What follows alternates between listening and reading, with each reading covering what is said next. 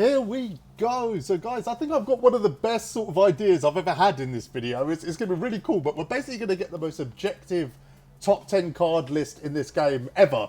I'm going to walk you through how I did it, but it's really cool. It's a really cool concept, and we're going to try and do this a couple of times a week, I think, moving forward. First things first, guys, please like and subscribe. Thank you so much to everyone who subscribed. We are rolling close to 800 subs now, and hopefully we can get there in the next week or so. Thank you so much, guys. I never want to get my appreciation lost in this. I really appreciate all of you guys. Thank you for every like, sub, every comment, everything. Also, obviously, we had the podcast yesterday. We discussed everything from, is Russell Westbrook still a top 5 PG? So how do we fix unlimited, right? We had some really cool discussions. And we also had DBG on for an hour. We were talking to him, which was really cool as always. I'm going to be streaming later to do a reaction to the podcast. So if you haven't caught it, go catch a podcast after this. And if you have caught it, come join us on stream tonight. We're probably going to hit affiliate, and I might see if I can make a play to get this David Robinson while we're on stream tonight, which will be super cool. But yeah, getting back to the actual video. So I basically put up a poll on my Facebook yesterday, and the poll was, you could pick 10 cards, right, that you consider top 10 cards in the game. So I wasn't asking people to rank them, just any card that they consider a top 10 card, right? So they all had to pick 10. And then what that did is that naturally created a list of the top 10 players based on people considering them top 10 players, if that makes sense. Now, what's cool is it was really objective, right? A lot of these top 10 lists, they're often done by content creators with a level of bias because they need to make the content interesting. Sometimes they'll talk the card up or talk it down. It's not always objective. And obviously 2K are, the masters of not being objective in terms of how they rate a card, tiers being meaningless, as we discussed on the podcast. So it gave us like a super clear objective list. We've got a whole mix of people. We've got people who are new to the game, people average, people who would just casually play it for fun, people who play offline, people who play online. We've got comp players in there. Like a huge mix of demographics of people who play this game, which makes this, in my opinion now, the most objective tier list we've ever seen, the most objective top 10 we've ever seen in this game. Now, I was stunned by some of this stuff, and you will see what I mean when we get there. I think there's explanations for it, but let's get into it. There isn't a number 10 because we had 2 cards tied at number 9. So the first card at number 9 was this Kevin Durant.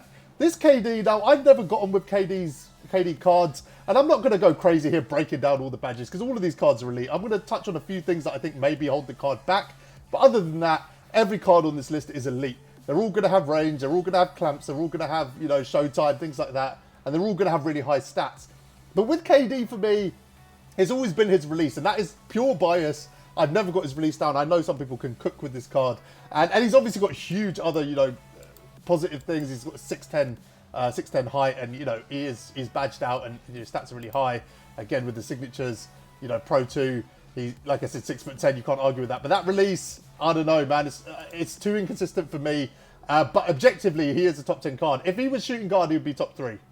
If he was 6'10 shooting guard, I think it'd be a top 3. The other card at number 9 is Wes Unseld. Is relatively easy to get. Just get him in the spotlights. It took me a couple of days of grinding. Now, he is a centre point power forward, but there's no way you're using him at centre at 6'7". He just cannot run that position. At power forward, he absolutely can. And he's competitive with that Zion Dark Matter card. He's got the same release as him. I love that release. I ran that diamond for ages. I know it like the back of my hand. Again, Pro 2 for a power forward is huge. Badge-wise, he's got everything. Again, on-half showtime. Range extender, he's got clamps as well. Really good defensive badges across the board. I think he's probably, in my opinion, the best power forward in the game. And again, speed, shot, all of that stuff gets up to 99 with the shoe and the coach. Nothing actually like underpowered on this card. Really, really good card, and absolutely a top 10 card in the game. Arguably higher, but he's at number 9. At number 8, maybe the first shock, we've got Dark Matter Derrick Rose. I didn't see that coming. I thought he'd be higher than this on this list, but not a lot of people picked him. And they picked other Dark Matter cards, so it's not necessarily because people haven't used him. People just didn't think he was a good card. Stats-wise, the more you look at this card, the more you realise why his interior defence isn't great, and there's a reason for that. Block, the same reason. Offensive rebound, same reason. Post move, standing dunk. He's 6'3", guys. Like, that is an issue with the meta and the way it's going to move, where due point guard, sort of 6'10", 6'11" cards. He is going to struggle to compete in the future, but you can't argue with 39 Hoff badges.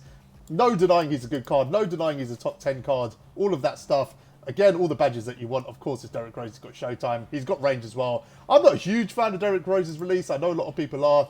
But again, Pro 2, all of the SIGs that you'd want in a card. So, yeah, at number 8 is Dark Matter Derrick Rose. Bit of a surprise, that one. At number 7, we've got Paul George. Now, I don't know how I feel about this. This card is weird, actually. Let me just talk to you about this card really quickly. Defensively, he's just badged out, right? He is properly badged out defensively. But he's only a 96 defense. I do not understand that. I've never understood it. My response to this card is exactly what it's going to be for KD, right? If he could play shooting guard, maybe he's a top 3 card in the game. 6'9", really good wingspan for a small forward. And there's a lack of power forwards in the game as well, which just ultimately pushes him higher on this list because he's just a card that's in demand.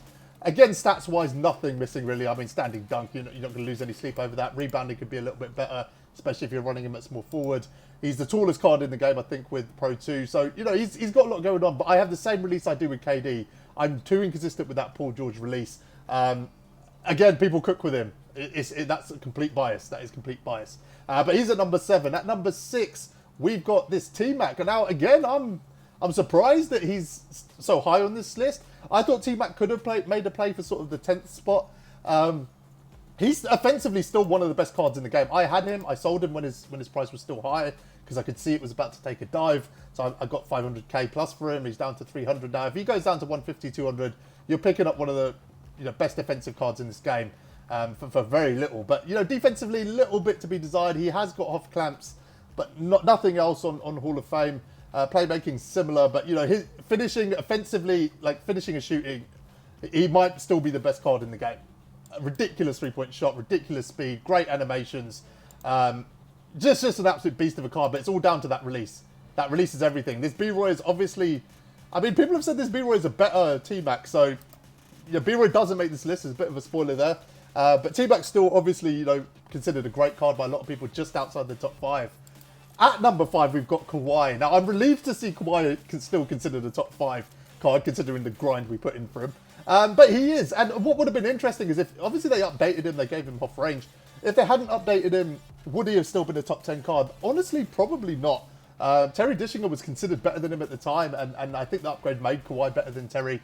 But, great player build, great wingspan, 6'7".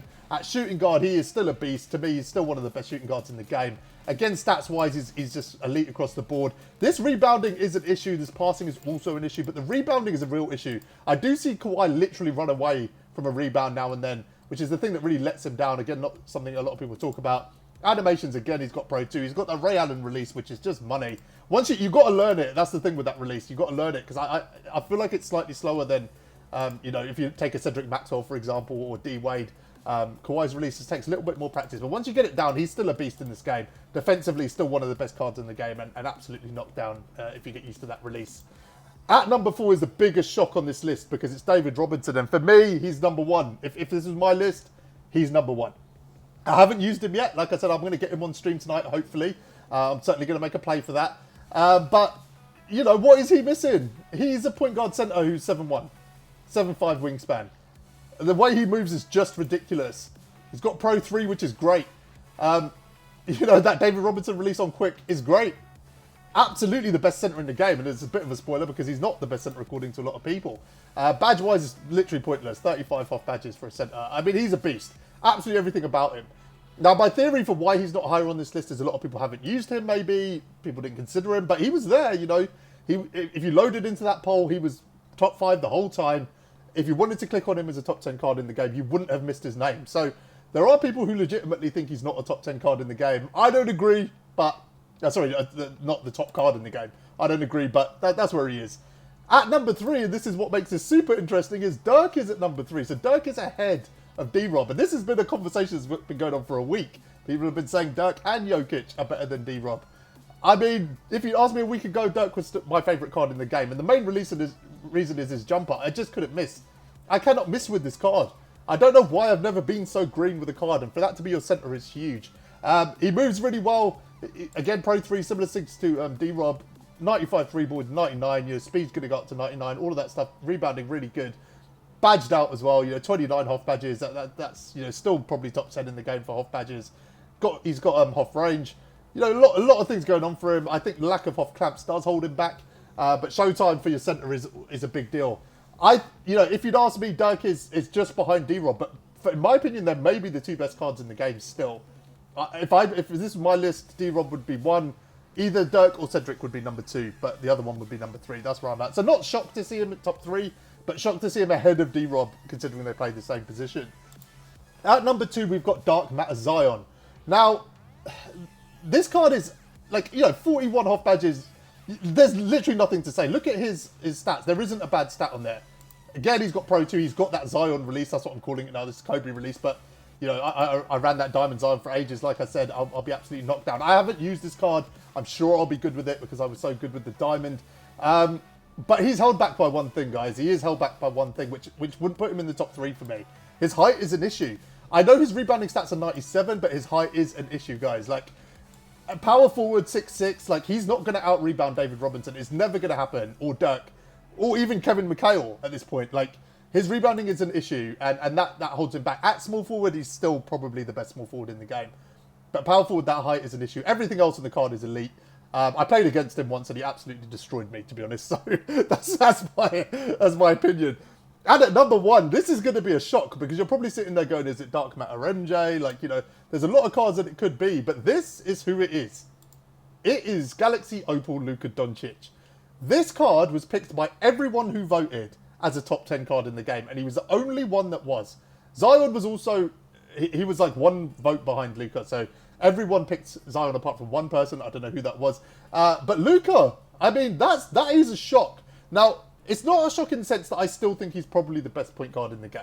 At 6'7", you know, you can't knock him. His shot is absolute money. That Dante Exum release, he's got Pro 2, he's got the Curry slide, all of that stuff. Speed is great, shot is great, but there's a reason I'm surprised. And the main reason is this. Gold Clamps, to me, is starting to feel underpowered. It really is starting to feel underpowered. Some of these new cards are hard to stop, and Luka is my starting point guard, but there are times where he really does let me down on defense. So I'm shocked to see him at number 1, but I get it. It does make sense. I understand why people have picked him. You know, if Navarro was 6'7" or Derrick Rose was 6'7", then they'd probably be in this spot. But it does make sense. So it is Luka at number 1. A really surprising list. So you can see, guys, how fascinating this is. When you kind of take the bias away, you get a really objective list. I found it absolutely fascinating. Dark Matter Michael Jordan didn't make this list. Cedric Maxwell, who to me is a top 3 card in the game, didn't make this list. Again, maybe because not a lot of people have him, things like that. There's other reasons for it.